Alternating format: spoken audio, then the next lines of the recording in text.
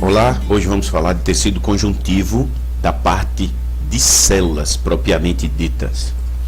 Então, tecido conjuntivo ele tem origem no folheto mesodérmico, que está lá entre o ectoderma e o endoderma, e daí a gente tem a origem das células do mesênquima, que são as células mesenquimais, formando aí então o tecido conjuntivo. Então o tecido conjuntivo na realidade tem origem no mesoderma, diferente do tecido epitelial que tem origem no ecto, no endo e no mesoderma. Então essas células da mesoderma, ou as células mesenquimatosas ou mesenquimais, elas são células tronco ou multipotente, melhor dizendo, que podem dar origem a outros tipos de células, como por exemplo a célula, uma das células mais importantes do tecido conjuntivo, que é o fibroblasto, né? Vamos falar sobre ela hoje. A célula adiposa ou adipócito, ou tecido adiposo, as cartilagens, por exemplo, como os condroblastos, que se diferenciam em condrócitos, nos ossos, os osteoblastos, que se diferenciam em osteócitos, as células endoteliais, né, células da musculatura lisa, e os folhetos de membrana que são os componentes das membranas das cavidades, que são as células mesoteliais que estão nesse tecido, nesse agrupamento de tecido conjuntivo com uma camadinha de célula mesotelial. E aí essas membranas se encontram, como por exemplo na pleura pericárdica, a que reveste a parte dos intestinos, como peritônio, né, a cavidade peritoneal, onde você vai ter também o exemplo desse daí. Ou seja, o tecido conjuntivo ele se especializa, e aí a gente pode ver nesse esqueminha aí, ó, tecidos conjuntivo de sustentação, teria o ósseo cartilaginoso, tecido conjuntivo relacionado a transporte, teria o sistema linfático, né, o sangue, a corrente sanguínea. E aí quando a gente fala em tecido conjuntivo propriamente dito, há uma divisão, isso aí vocês podem ver na aula de tecido conjuntivo, fibras, frouxo e denso, e os tecidos especializados, onde a gente vai ter uma ramificação aqui se especializando em tecido adiposo e um hematopoético. E aí, esse sistema hematopoético de formação das células do sangue, eu vou ter uma linhagem mieloide e uma linhagem linfóide. Então, se você selecionar as células do tecido conjuntivo, quando a gente separa, é uma maneira didática, não é porque há essa separação, é uma maneira didática de abordar o tecido conjuntivo, já que ele é muito extenso. Então, as células são, que a gente vai estudar agora, fibroblastos, macrófagos, mastócitos, leucócitos, basófilos, plasmócitos, adipócitos, células tronco adultas e pericídios. Então vamos começar aqui pelos fibroblastos. Essa célula fibroblasto, ela é a mais, digamos assim, a mais importante. Todas são importantes, mas os fibroblastos, eles são de destaque dentro do tecido conjuntivo. Por quê? Porque é uma célula que vai sintetizar, além de o colágeno, por exemplo, sintetizar outras coisas. A gente está vendo aqui nessa foto essas manchas rosa. Isso é porque foi feita uma coloração hematoxilina eosina, e essa coloração cora em tons de rosa, um pouco vermelho ou mais escuro, as fibras colágenas. E aí quem sintetizou isso? Essa célulazinha que está aqui representada, apontada aqui com F, que são os fibroblastos. Então ela está envolvida na síntese de colágeno, de fibras elásticas. Um exemplo seria fibras elásticas que você encontra em alguns tipos de cartilagem, na artéria aorta, as fibras reticulares, o complexo de carboidratos da substância fundamental, que é a que permeia esses espaços aí na matriz extracelular e no tecido conjuntivo propriamente dito. E essas células, se você observar aqui, ela está fininha, o núcleo está fininho, mas quando você olha essa foto aqui embaixo, que é uma foto de cicatrização, que a gente chama de reparo, o tecido está se reorganizando, se reestruturando, né? Depois de uma agressão, de uma injúria, você consegue visualizar que essas células aqui são fibroblastos também. Diferente dessas daqui, você vê que essa célula está mais robusta, o núcleo está mais redondo, de destaque, é possível visualizar de uma forma mais fácil. Tem outra aqui. Isso porque esses fibrócitos aqui, agora chamando de fibrócito, significa que é um fibroblasto que teve sua atividade reduzida, digamos assim, eles estão meio quiescentes. E aqui ele está em plena atividade fazendo a recuperação daqui, porque os fibroblastos também têm a capacidade de estimular outras células. Então ele não tem só essa capacidade de síntese, mas ele pode estimular. Então o que é que acontece? Existem fatores de crescimento que são sintetizados, né, liberados pelos fibroblastos. Aqui está novamente a imagem dele, agora com um núcleo bem grande, dá para visualizar inclusive o conteúdo da cromatina. E aqui nessa outra foto mostra inclusive como se fosse o restinho do citoplasma dele, afilado, está bem fininho. Então uma célula fusiforme e uma célula comprida. Então se a gente for analisar a estrutura, o que a gente chama de ultraestrutura, e comparar os dois, fibroblastos com fibrócitos, é possível que você constate que essa célula ela é mais fininha, essa é mais larga, com os prolongamentos. O núcleo é maior, enquanto o outro é um núcleozinho mais achatado, fininho. Em relação a esse núcleo, a gente ainda vê um nucleolo, que é uma estrutura muito relacionada à atividade celular. Se você tem nucleolo, é evidente que significa que essa célula está trabalhando, essa célula está sintetizando, está fazendo a atividade dela. Aqui quase você não vê. E outra coisa, as organelas. Como ele está sintetizando e ele sintetiza muita proteína, logo ele tem que ter muito retículo endoplasmático rugoso e complexo de Golgi. Também porque há uma produção de glicoproteínas, de outros componentes. Então, está aqui novamente a célula destacada, ela na sua fase de produção, de trabalho, digamos assim, intenso, enquanto aqui é o fibrócito. Então, eu tenho fibroblasto e fibrócito, só uma questão de nomenclatura para identificarmos de que forma se está ativa ou não essa célula.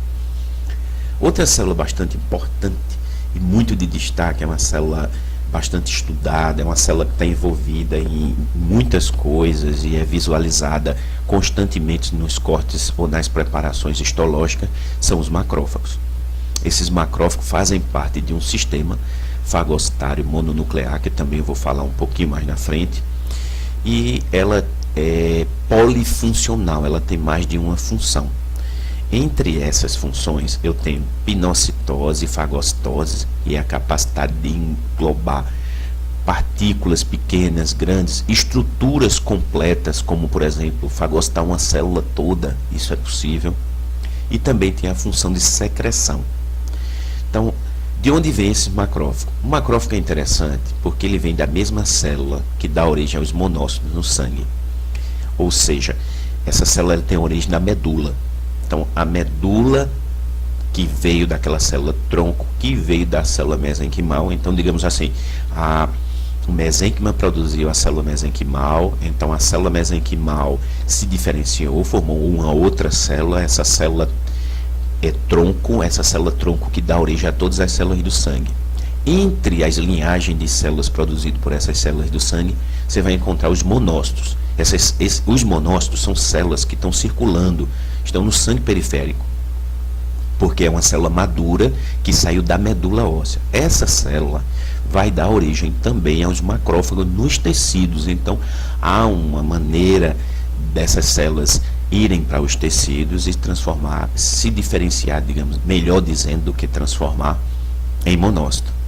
A gente dá um nome também para os macrófagos de estiócitos. Então, esses estiócitos podem ser fixos ou móveis. Geralmente você lê nos livros que o macrófago é quando ele é móvel, o estiócito é quando ele não é móvel. Então existem algumas discussões sobre isso. Essa fagocitose que eu até citei anteriormente, ele vai como uma lixeira às vezes, né, como uma estrutura que quer limpar aquela área ou codificar aquela área. Então ele vai fazer fagocitose de restos celulares, de material intercelular alterado, né, o que está ali entre as células do material intersticial, bactérias, partículas inertes que entram no organismo, então ele sai limpando tudo isso aí. Já que a gente está falando sobre isso, você já pode imaginar o seguinte: se ele faz isso, ele tem que digerir. Então, se ele vai digerir esse material, é porque ele tem que ter material de digestão. Então, o que é que você vai encontrar nos mastócitos muito? São os vacúolos, que estão aqui no citoplasma, e eles estão cheios de enzimas proteolíticas. Lítico é de lisão, de quebra. Então, proteolítico é de quebra de proteínas. Então, os mastócitos, aqui é uma foto de microscopia eletrônica, por isso que a gente está vendo um pouco diferente dessa que é microscopia de luz ou microscopia óptica.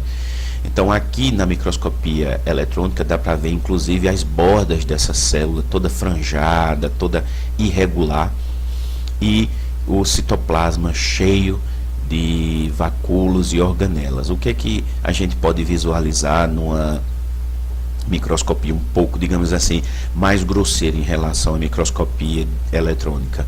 Uma célula grande com os vacúolos, um citoplasma meio espumoso, um núcleo excêntrico, um núcleo jogado um pouco para a periferia e às vezes em forma de rim, que a gente chama riniforme. Nessa outra foto aqui dá para a gente ver um detalhamento em outro tipo de coloração, porque nessa anterior eu estou trabalhando aqui com tricômico de Manson, que cora, por exemplo, as fibras colágenas em azul. Então a gente está vendo aqui uma delimitação bem bonita, dá para ver bem delimitado. Mas aqui eu estou numa coloração diferente, que é uma coloração MGG. Essa coloração vai me dar uma outra maneira de observar esses macrófagos, mas aí tem um detalhe interessante: a gente consegue visualizar bem o contorno e dá para ver bem no citoplasma a quantidade gigante, né, de vacúolos pequenos. Então esses vacúolos estão cheios de enzimas proteolíticas para poder digerir o que ele vai fagocitar. Então aqui é um agrupamento, você consegue visualizar uma variação um pouco dos núcleos, né, que ele tem isso, do tamanho da célula também. E o macrófago também, ele é um confundidor, digamos assim, em alguns tipos de análise, porque eles se assemelham a outras células. Por exemplo, quando você vai analisar células dos mesotélios, né, a célula mesotelial, às vezes o pessoal fica em dúvida, porque ela fica parecida um pouco com os macrófagos. Então, é uma célula que está presente no corpo todo e você encontra com a relativa facilidade. Então esse citoplasma é delicado, é fino, parece às vezes uma espuma na microscopia eletrônica, e a gente já viu por quê. Os produtos que ele secreta está relacionado a uma resposta imune, vamos ver mais na frente, aos processos anafiláticos, como por exemplo a alergia, é um processo anafilático, e inflamação.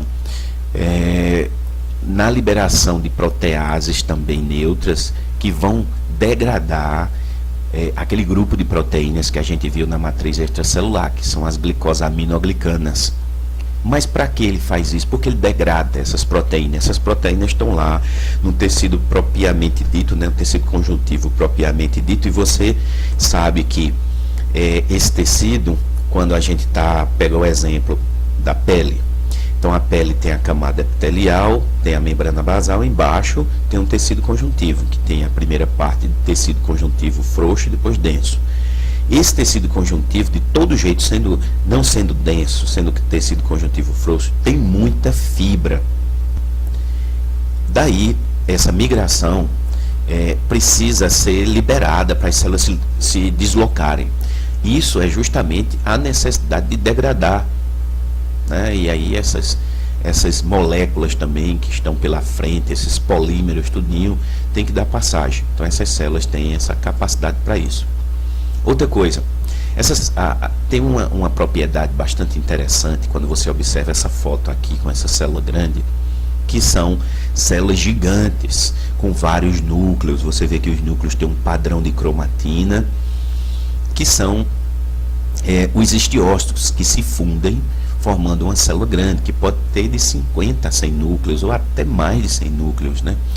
E essas células, elas estão envolvidas numa função de fagocitose um pouco mais intensa.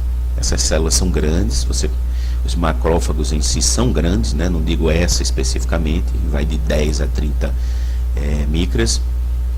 Os macrófagos também são responsáveis, por exemplo, pela digestão de algumas estruturas. Aqui você está vendo na foto duas hemácias que foram fagostadas pelo macrófago, e o macrófago agora vai digerir esse material. Também há modificações nesses macrófagos em virtude de alguns estímulos. Uma das modificações dele, além dessas células gigantes de corpo estranho, são as células epitelioides, ou macrófagos epitelioides. São muito comuns em granulomas. Granulomas nada mais é do que uma estrutura que se formou devido a um estímulo crônico, geralmente pós-inflamatório. Essas células compridas aqui, ó, com núcleo comprido, são justamente os macrófagos que estão nesse processo aqui de criar uma estrutura meio que encapsulada, reservada, para poder colocar essa estrutura separada, isolada do corpo. Então o granuloma é mais ou menos isso. Daí, os macrófagos também têm uma outra função bem interessante e bem importante, que é a apresentação de antígenos, que está relacionada à defesa imunológica, que é uma resistência mediada por células. Então, essa resistência é aqui, a bactérias, a protozoários, a fungos, a metazoários, a defesa imunológica a tumores. E como é que ele faz isso? Então você, nessa figura aqui, tem um desenho, um esqueminha mostrando como é que isso acontece. Então, de maneira bem superficial, porque isso eu vou falar em uma aula onde a gente vai detalhar sistema linfático e imunológico. Então, hoje só falando sobre essa apresentação, onde ele fagocita esse macrófago, apresenta esses antígenos ao linfócito CD4, né, esse linfócito aqui T, e aí esse linfócito vai produzir substâncias que vão ativar a diferenciação de linfócitos B e de linfócitos T matadores, CD8. Então, essa apresentação aqui na superfície é o MHC2, que vai fazer esse tipo de apresentação e, consequentemente, está relacionada ao sistema imunológico, como células de memória, produção de anticorpos e por aí vai. Não vamos detalhar isso agora. Então, macrófago também está relacionado à produção extrahepática da bile. Naquela imagem que eu mostrei, né, agora eu estou repetindo aqui, você consegue visualizar um macrófago, está vendo os vacúolos dele aqui bem grandes, outros menores, outros bem pequenininhos. Eles vão digerir essas hemácias que ele acabou de fagostar. Isso aqui tudo são hemácias. E aí ele vai quebrar isso aqui. Dentro das hemácias tem hemoglobina, e ele tenta reaproveitar essa hemoglobina. Então faz parte da produção extrahepática de bile. Também está relacionada ao metabolismo de gordura e ferro, e justamente como consequência aqui, né, a destruição de eritrócitos envelhecidos, ou seja, eritrócitos são hemácias. As hemácias, elas têm aproximadamente 120 dias de vida. E aí o que é que acontece? Quando ela oxida a membrana dela, quando ela se modifica um pouco, o sistema nosso reconhece que ela precisa ser degradada para se formar outras hemácias. A gente forma hemácia todo dia aos milhares. E aí, esse conteúdo da hemoglobina, justamente o que eu falei, vai ser metabolizado. Nesse sistema fagocítico mononuclear, é importante visualizar aqui nesse quadro que você tem as células e você tem a localização dele. Então veja, a gente está falando de macrófago propriamente dito, ou estiócito, que está de uma forma geral no tecido conjuntivo. Mas se eu pegar um macrófago que está relacionado a fígado, por exemplo, eu posso falar das células de Kupfer, ou o macrófago alveolar que está lá nos pulmões, ou a célula apresentadora de antígeno placentária fetal, a célula de Hofbauer na placenta, ou o macrófago que está lá no baço, nos linfonodos, na medula óssea e timo. Então veja, ele está distribuído no corpo, inclusive se você observar aqui, ó, osteoblasto, osso, micróglia, sistema nervoso central, Langerhans, na epiderme, macrófago derivado de fibroblasto na lâmina própria do intestino, no endométrio do útero, as células dendríticas no linfonodos e baços. Então veja que há uma distribuição ampla dessa célula, a importância que essa célula tem na manutenção, né, na homeostase do corpo. Então os mastócitos eles se desenvolvem também na medula óssea e se diferenciam no tecido conjuntivo. Então essas células também são grandes, por aqui pela foto você já vê que são células cheias de grânulos, cheias de material dentro dela. Quando a gente faz uma coloração de MGG numa lâmina, numa preparação histológica, o que é que você vai ver? Essa estrutura toda cheia de como se fosse pontinhos escuros.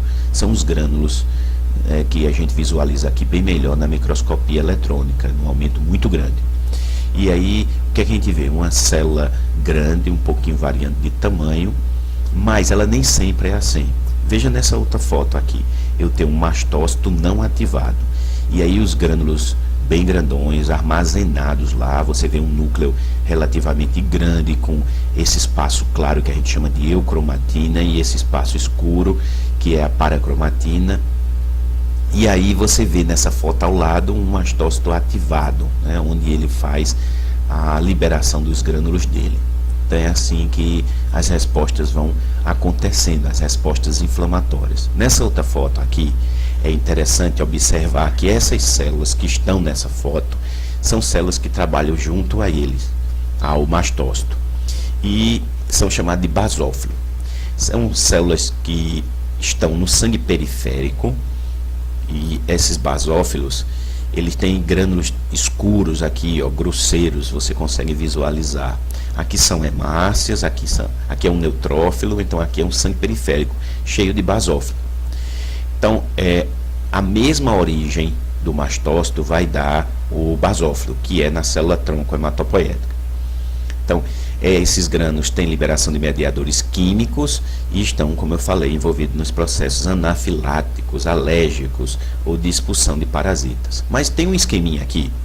Esse esqueminha, ele é muito interessante no sentido de explicar como é que funciona a resposta, né, quando você estimula o mastócito para poder ele dar uma resposta, ou seja, liberar essas substâncias. Na realidade, o mastócito tem essa estrutura aqui, ó, esses receptores, que são receptores FC para imunoglobulina do tipo E. Então, o que é que acontece? As imunoglobulinas, elas têm a capacidade de se conjugar com os antígenos. Então, vamos supor, em alguma situação alérgica. Então alguém tem alergia à poeira, a crustáceo, ou a pelo, ou alguma outra coisa, e essa pessoa foi exposta a esse alérgeno. Esse alérgeno se liga à imunoglobulina X, que vai se ligar a esse receptor para a IgE.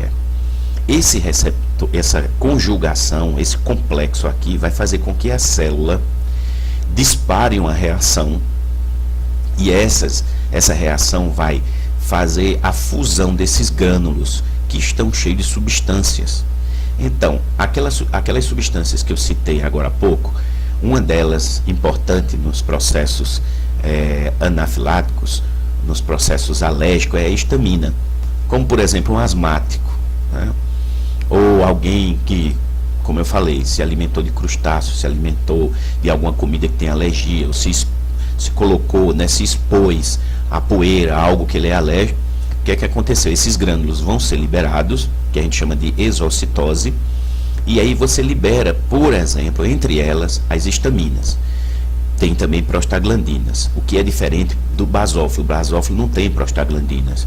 E aí o que é que acontece? A histamina providencia algumas respostas, como por exemplo, contração do músculo liso nos brônquios, por isso que a pessoa fica com dificuldade de respirar. A dilatação e aumento da permeabilidade de vênulas pós-capilares. Então você pode fazer um edema. Então aquela reação que você tem alérgica, né, o processo anafilático, ele acontece justamente devido à participação dos mastócitos, né, no processo de liberar, de desgranulação desse conteúdo dos grânulos dele. Então, onde é que eu encontro os mastócitos? no tecido conjuntivo propriamente dito, principalmente na pele, né, os mastócitos que a gente chama MCTC, próximo aos vasos, perdão, aqui tem um erro, folículo piloso, glândulas sebáceas e sudoríparas, cápsulas dos órgãos, timo e órgãos linfáticos, exceto no baço. Daí,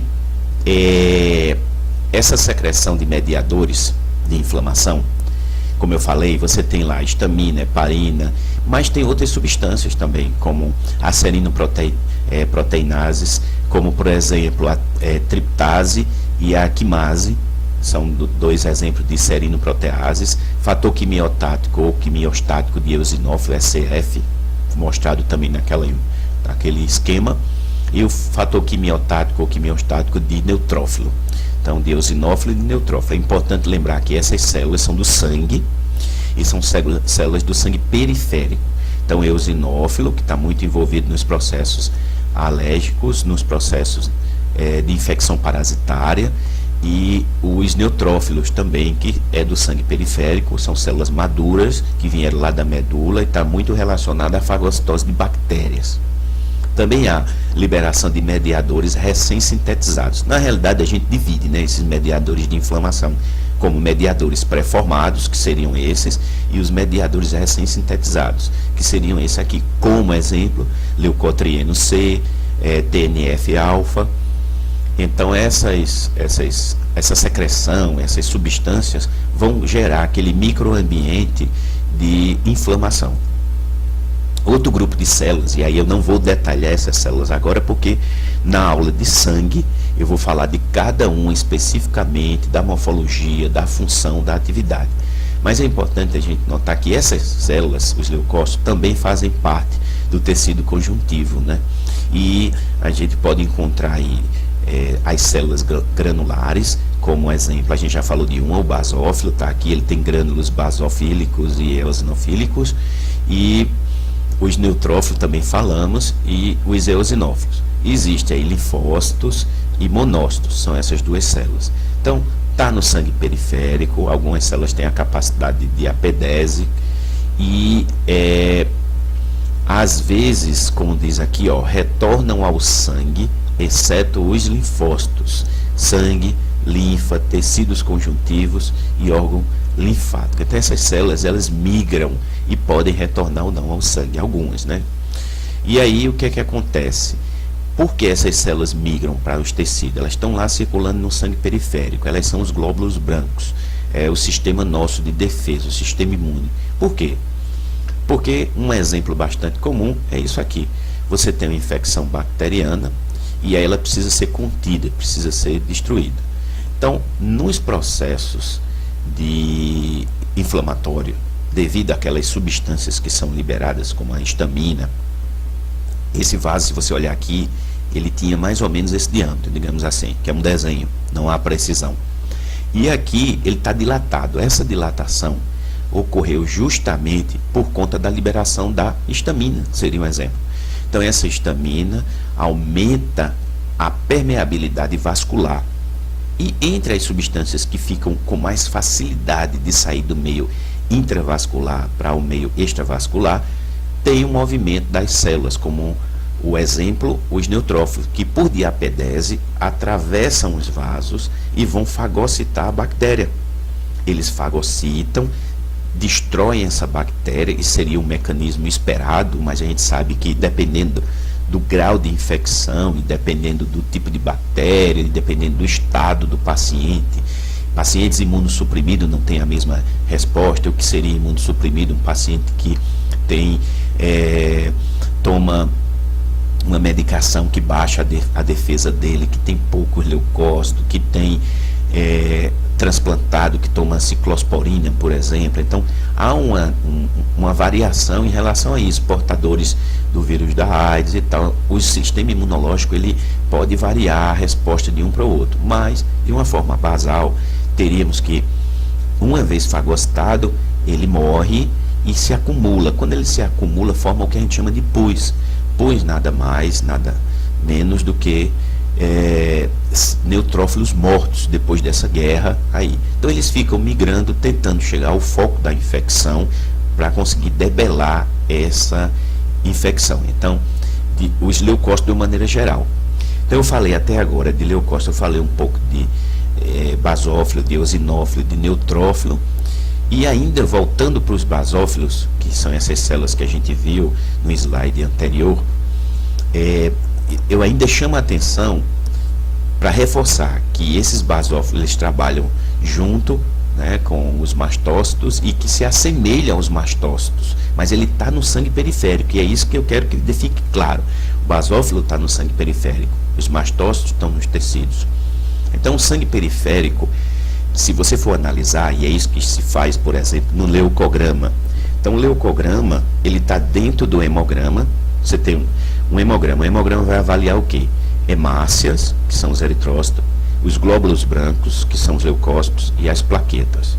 Então, dentre as análises de um hemograma, existe especificamente só as células os leucócitos, os glóbulos brancos. E aí o que é que acontece? Dentro do percentual que cada célula tem, os basófilos são muito pequenos, o percentual é muito pequeno. Então, em torno de 1% é o percentual dele, aproximadamente. Às vezes, você roda a lâmina toda e não consegue achar um basófilo. Mas, quando é que você vai ver uma lâmina dessa? É muito difícil, só se for um estado patológico que seja coerente à presença desses basófilos. Então, as reações alérgicas também estimulam, o que a gente chama de aumento de basófilo, seria basofilia. E aí, vai secretar também mediadores, como a gente viu nos mastócitos, e ele não produz, como eu já tinha falado, prostaglandina, que a gente chama de PGD2, ou prostaglandina D2, diferente dos mastócitos. Então, já dentro de uma outra categoria, mas ainda constitui o grupo de leucócitos, e a gente não podia deixar separado, porque em tecido sanguíneo eu não abordo especificamente plasmócito, mas falo dos linfócitos. Então aqui a gente fala dos plasmócitos pela importância que ele tem dentro do tecido conjuntivo. Então ele está lá na parte do tecido conjuntivo frouxo, porque ele tem que migrar, o tecido conjuntivo é o que está mais próximo, e aí a gente toma um exemplo muito bom, a pele. Então se você ferir a pele, você tem a facilidade de migração, essa facilidade ela acontece porque é um tecido mais aberto, né? Tem mais substância fundamental amorfa do que fibras, mas tem fibras e muitas. E você encontra plasmócito aonde? No trato gastrointestinal, na glândula salival, glândulas salivares, né? Os linfonodos, o tecido hematopoético. Mas ele vem de onde? Ele vem do linfócito B, após o estímulo que a gente viu no esqueminha do macrófago, estimulando o linfócito T, né? CD4 seria uma via, mas aí tem muita coisa dentro dessa rota aí que não vem ao caso agora no momento, já que a gente está mais focado em algumas atividades gerais e morfologia. Ele tem uma vida muito curta, de 10 a 30 dias, e secreta especificamente, a função dele, secretar anticorpos, que são essas gama-globulinas. Então, os anticorpos, a imunidade humoral está relacionada ao plasmócito. Essas células, se você observar aqui na microscopia eletrônica, elas são ovoides ou ovais, grandes, com núcleos arredondados, excêntrico. E o interessante desse núcleo é que ele fica parecendo uma roda radiada. Então, você tem uma concentração aqui do nucleolo e essa radiação, né, você vê a paracromatina, que é o que pega a coloração, e a eucromatina, que é essa parte clara. Então esse núcleo, esse citoplasma, basófilo, ele fica assim por conta do retículo endoplasmático rugoso. Você vê que tem muito retículo, e o interessante é que aqui na microscopia eletrônica você vê como ele está cheio. Daí também vou ter complexo de Golgi, obviamente, né, centríolos. O núcleo é esférico, é excêntrico, como eu falei, e essa célula também não é vista facilmente se não for em uma condição de estímulo, né, patológico. Adipócitos. Os adipócitos são as células que compõem, né, que formam o tecido adiposo. Por essa imagem aqui, é possível observar que essas células elas variam de tamanho, e quando a gente faz a preparação histológica, o processamento, se não for específico para a gordura, você vai ver esse arcabouço que seria a célula. Ela está assim porque a gordura que estava aí dentro foi diluída pelo álcool, que é uma substância polar, e a gordura também. Então fica só o arcabouço. Às vezes dá para ver o núcleo, que é uma manchinha escura. Aqui dá para ver melhor nessa foto. Se você observar aqui, ó, tem uma pontinha mostrando que o núcleo está jogado para a periferia, tá? Na parte como se fosse tentando ser expulsado, né, de dentro da célula, mas ele está do lado de dentro, quase que aderido à membrana. Isso por quê? Porque a célula fica cheia de material gorduroso, né? Ou seja, de lipídio, especificamente o glicerídeo, que é a nossa reserva energética. Quando você precisa de energia, esse material é degradado e transformado em energia através de vias metabólicas. O adipócito ele tem essa característica não somente para ser uma reserva energética, mas também de ser, digamos, entre aspas, um isolamento térmico. Isso ajuda porque, se você pegar levar em consideração que uma das localizações desse tecido está na hipoderme, então embaixo ali na pele, né, você tem a pele, e lá embaixo você vai ter essa hipoderme.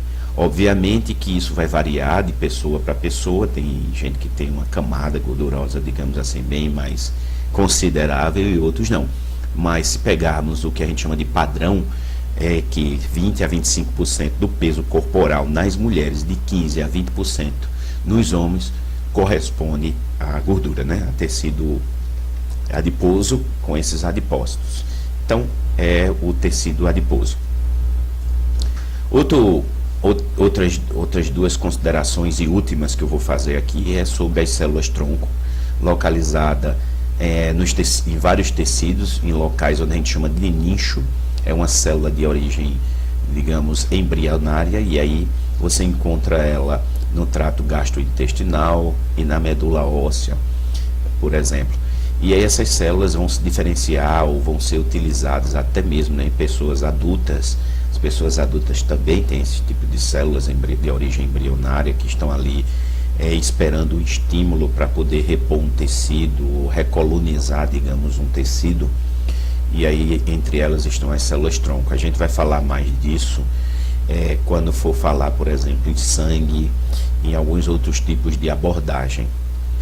Os pericítios são células adventícias ou perivasculares, da periferia, por fora, que você encontra, por exemplo, em capilares e vênulas. E aí essas células podem se diferenciar em várias outras células, como os osteoblastos, adipócitos, condrócitos, fibroblastos. Então a gente entende que isso também é uma célula multipotente. É uma célula que tem essa capacidade de se diferenciar em outros tipos celulares. Mas tanto a célula tronco quanto os pericítios, ou talvez os dois juntos e tal, eles compõem dois tópicos dentro do tecido conjuntivo, que existe aí uma série de lacunas a serem esclarecidas. E aí os estudos estão caminhando a todo dia, todo momento, e muita gente estudando isso, para ver, inclusive, não só como isso acontece, mas também para considerar a possibilidade de utilizar essas células para repor algum tecido destruído ou recuperar algum tecido que foi agredido por uma patologia. Então, tecido conjuntivo é muito interessante. Quem está estudando a área de saúde tem que saber muito bem tecido conjuntivo, tem que ler bastante. É óbvio que é impossível a gente falar de tudo de tecido conjuntivo numa aula. Eu pretendo colocar alguns subtópicos de tecido conjuntivo em vídeos menores para ir complementando esse vídeo, porque se fosse fazer um vídeo completo, acho que nunca ia conseguir completo, mas que tivesse uma abordagem bastante complexa, profunda, esse vídeo ia ficar muito extenso. Então, cada célula dessa que a gente falou, ela tem uma série de características, não somente morfológicas, mas características funcionais. E aí não dá para em uma aula abordar tudo detalhadamente. Só a parte imunológica aí já é um mundo, a parte hematopoética é outro gigante, com muito detalhe, muitos detalhes, muita função envolvida, muitas patologias envolvidas. Então, agora, nessa aula, eu restringi alguns tópicos justamente por isso. Então, pretendo colocar alguns outros vídeos que abordem uma parte mais detalhada de cada subtópico desse, digamos assim. Leitura recomendada para essas duas aulas, para quem está cursando a área de saúde, principalmente os cursos de medicina, odonto, biomedicina, farmácia, fisioterapia, enfim, os cursos da área de saúde. O livro muito utilizado, que não é um livro completo, como nenhum livro é o livro do Junqueira, é utilizado em quase todas as instituições de saúde que tem curso da área de saúde. E para complementar, porque um tem uma coisinha a mais do que o outro, eu sugiro o livro do que a gente chama o livro do Royce, que é Histologia, Texto e Atlas. Um livro muito bom, tem algumas abordagens, inclusive clínica. Bom, era isso que eu tinha para falar, espero que vocês tenham gostado. Não esqueça de dar um like lá para estimular, para manter o nosso canal no ar. E se ainda não é inscrito, se inscreve lá, porque a cada vídeo novo, se você clicar lá no sininho, você vai ser avisado que tem vídeo novo para assistir. Mais uma vez, obrigado e até uma próxima.